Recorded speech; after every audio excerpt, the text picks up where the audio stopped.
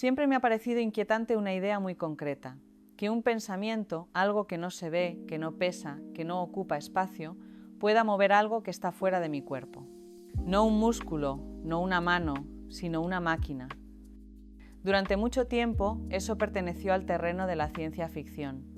Hoy es una realidad cotidiana para algunas personas. Y lo más interesante no es la tecnología en sí, sino lo que revela sobre cómo funciona el cerebro humano cuando deja de necesitar al cuerpo como intermediario. Cuando pienso en el cerebro, no lo imagino como un ordenador encerrado dentro del cráneo. Lo imagino como un órgano profundamente corporal, hecho para sentir, para moverse, para anticipar el mundo a través del cuerpo. Por eso resulta tan sorprendente descubrir que puede comunicarse directamente con una máquina. No porque el cerebro se haya vuelto más potente, sino porque siempre ha estado emitiendo señales. Simplemente ahora hemos aprendido a escucharlas de otra manera. La idea de controlar una computadora con la mente suele generar una imagen muy concreta. Alguien concentrado, inmóvil, forzando el pensamiento. Pero en realidad, lo que ocurre es mucho más sutil y mucho más humano. El cerebro no envía órdenes como frases claras. Envía patrones eléctricos, pequeños cambios de actividad que reflejan intención, atención, expectativa. Lo que la tecnología hace es aprender a traducir esos patrones. Y aquí aparece algo clave que a menudo se pasa por alto. El cerebro no quiere controlar una máquina. El cerebro quiere actuar en el mundo. Si esa acción ya no pasa por el cuerpo, porque el cuerpo no puede moverse, el cerebro busca otra vía. Y cuando esa vía existe, la utiliza con una naturalidad sorprendente. Si este contenido te resulta útil, puedes unirte al canal. Las interfaces cerebro-computadora nacen precisamente de esta observación. Son sistemas que captan la actividad eléctrica del cerebro y la convierten en señales comprensibles para un dispositivo externo. No leen pensamientos, no descifran ideas complejas. Detectan cambios muy concretos en la actividad neuronal asociados a la intención de hacer algo. Algo tan simple como intentar mover una mano, aunque esa mano no se mueva. Para entender cómo funciona esto, necesito detenerme un momento en algo básico. Las neuronas se comunican entre sí mediante impulsos eléctricos y señales químicas.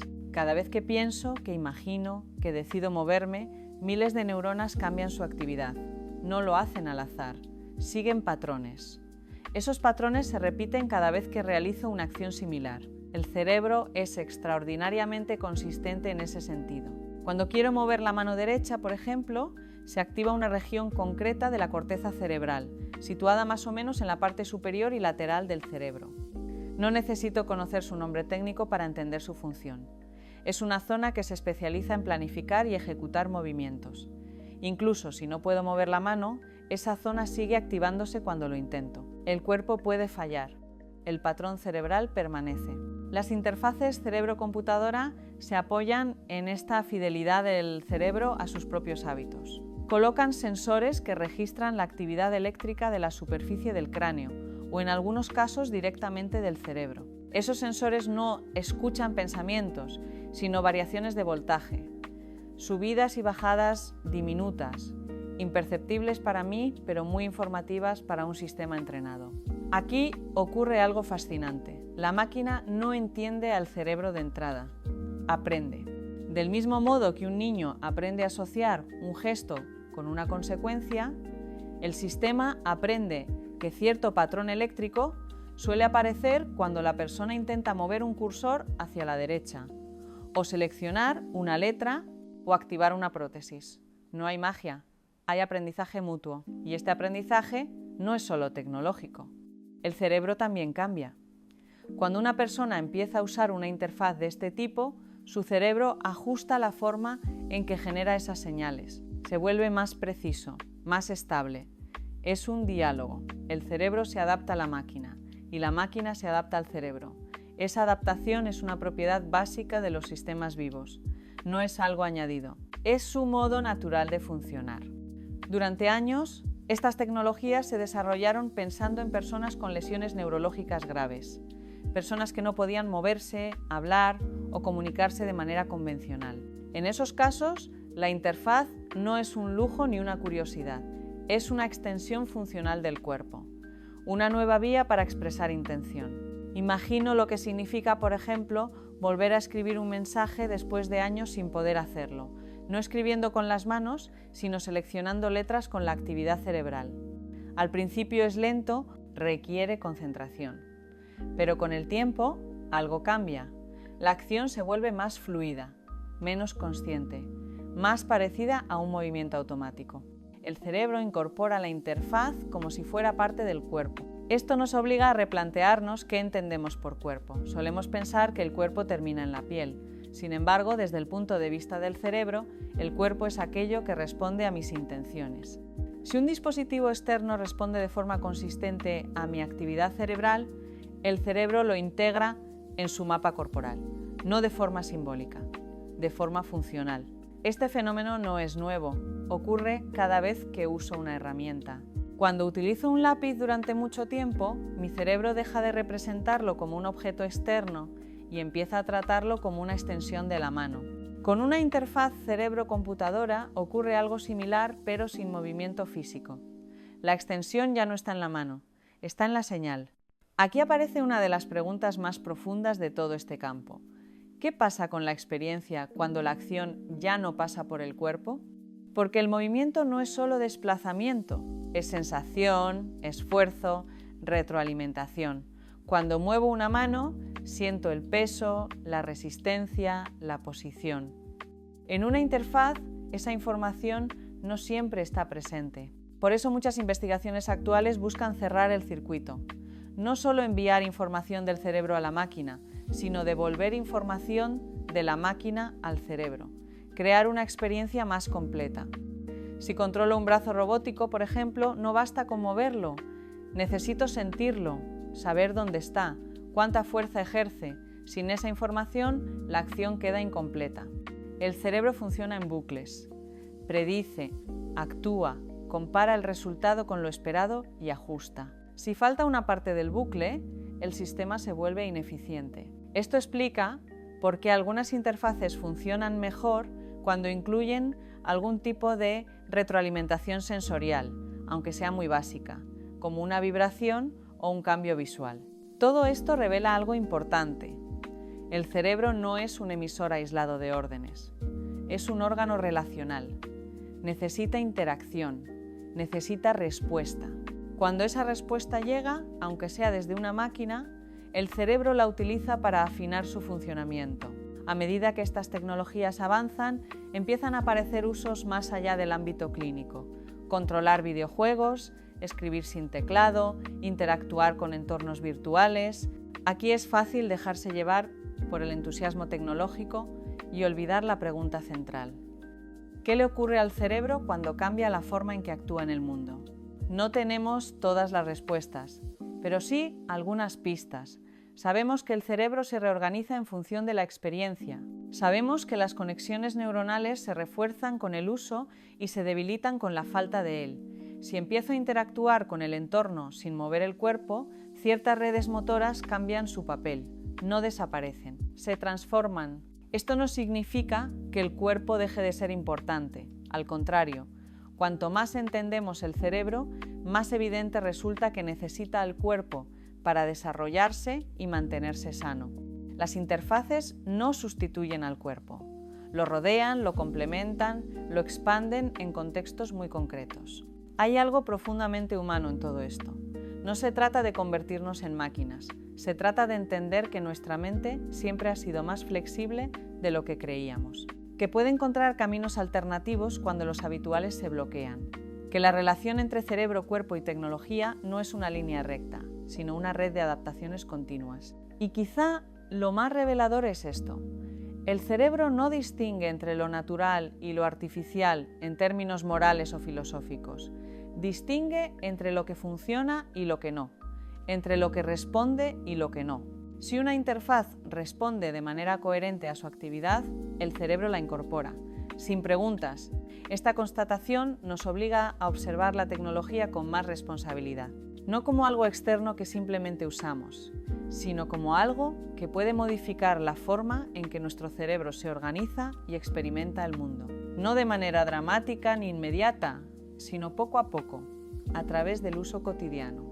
A veces me pregunto si el verdadero cambio no está en que controlemos máquinas con la mente, sino en que por fin estamos aprendiendo a escuchar lo que el cerebro lleva diciendo desde siempre, que la acción comienza mucho antes del movimiento, que la intención tiene una huella física, que pensar ya es, en cierto modo, actuar. Cuando observo cómo una persona aprende a usar una interfaz cerebro-computadora, lo que más me llama la atención no es la máquina, sino el modo en que el cerebro reorganiza su manera de prestar atención. No se trata de pensar más fuerte ni de concentrarse mejor. Se trata de aprender a dejar que ciertos estados mentales emerjan con más estabilidad. El cerebro no funciona a base de órdenes explícitas. Funciona modulando ritmos, sincronizando grupos de neuronas, cambiando ligeramente su equilibrio interno. Al principio ese aprendizaje suele ser torpe. La persona intenta hacer algo con la mente y no ocurre nada. El cursor no se mueve, la letra no se selecciona y entonces aparece una sensación muy común: frustración. Esa frustración no es un fallo, es parte del proceso. El cerebro está buscando una correlación, está probando combinaciones, igual que cuando aprendemos a montar en bicicleta o a escribir en un teclado nuevo. Poco a poco algo se ajusta. No siempre se puede describir con palabras. La persona deja de forzar la intención y empieza a reconocer un estado interno concreto que sí produce respuesta. Tal vez es una forma específica de imaginar el movimiento. Tal vez es una atención más relajada. Tal vez es simplemente dejar de intentar controlar el resultado. El cerebro detecta qué patrón funciona y empieza a repetirlo. Esto nos dice algo muy profundo sobre la mente. No controlamos nuestro cerebro como quien mueve una palanca, más bien convivimos con él, lo acompañamos, le damos contexto para que encuentre su propio equilibrio. Las interfaces cerebro-computadora hacen visible este proceso porque externalizan el resultado.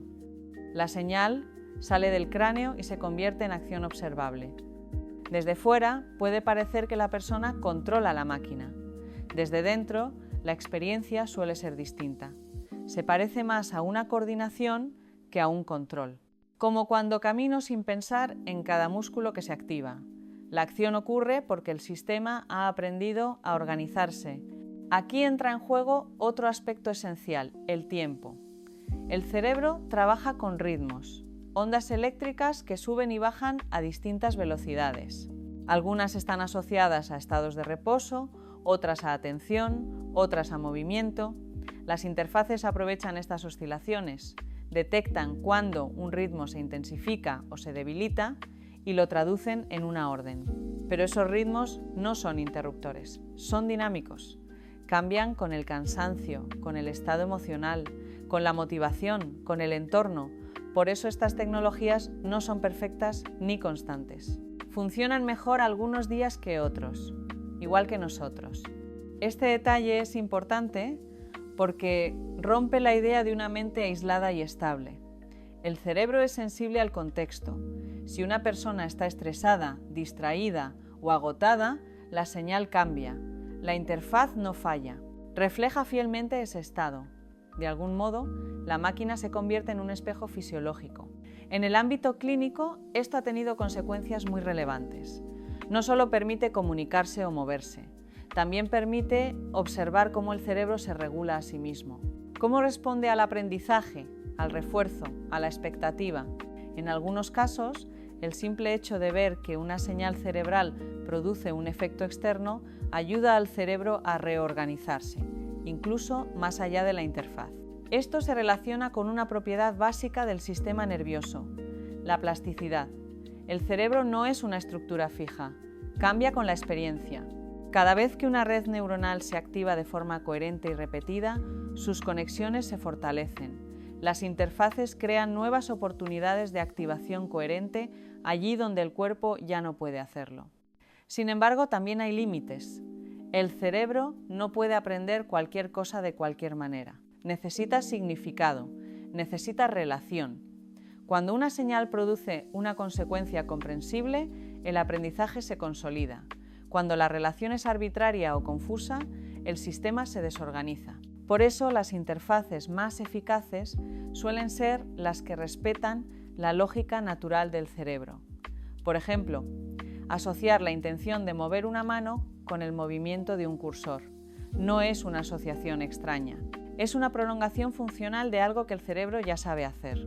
A medida que estas tecnologías se hacen más sofisticadas, aparece una tentación evidente: aumentar la complejidad, leer más señales, ejecutar más acciones, acelerar el proceso. Pero aquí conviene ser cautos. El cerebro no gana eficacia por acumulación, sino por coherencia. Demasiada información puede saturar el sistema y reducir el control en lugar de aumentarlo. Este punto conecta con una pregunta que aparece cada vez con más frecuencia. ¿Podríamos llegar a usar estas interfaces de forma cotidiana, sin entrenamiento, como usamos hoy un teléfono? La respuesta honesta es que no lo sabemos. No porque falte tecnología, sino porque aún estamos aprendiendo cómo integrar estas herramientas sin alterar de forma negativa la relación entre cerebro y cuerpo. Porque el cuerpo sigue siendo el gran regulador. El movimiento, la postura, la respiración, el esfuerzo físico influyen constantemente en la actividad cerebral. Si reducimos demasiado la acción corporal, ciertas redes pierden estimulación. El riesgo no está en la interfaz en sí, sino en el desequilibrio prolongado. Por eso, cuando se habla de un futuro en el que la mente controle todo directamente, conviene recordar algo básico. El cerebro evolucionó para vivir en un cuerpo que se mueve, que siente, que se fatiga. Las interfaces pueden ampliar capacidades, pero no reemplazar esa base sin consecuencias. Desde el punto de vista experimental, uno de los avances más interesantes ha sido comprobar que el cerebro no necesita instrucciones verbales detalladas para adaptarse. En muchos estudios, las personas no reciben explicaciones técnicas sobre qué deben pensar. Simplemente observan el efecto de su actividad cerebral y el sistema se ajusta. El aprendizaje ocurre de manera implícita. Esto refuerza la idea de que gran parte de nuestra vida mental no es consciente ni verbalizable.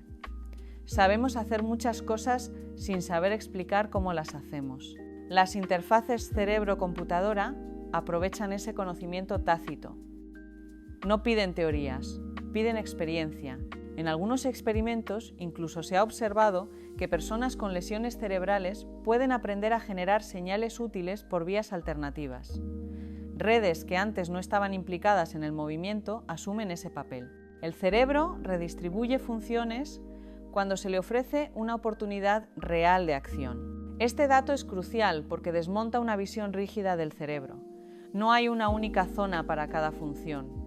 Hay tendencias, especializaciones, pero también una enorme capacidad de reorganización. La interfaz no roba funciones.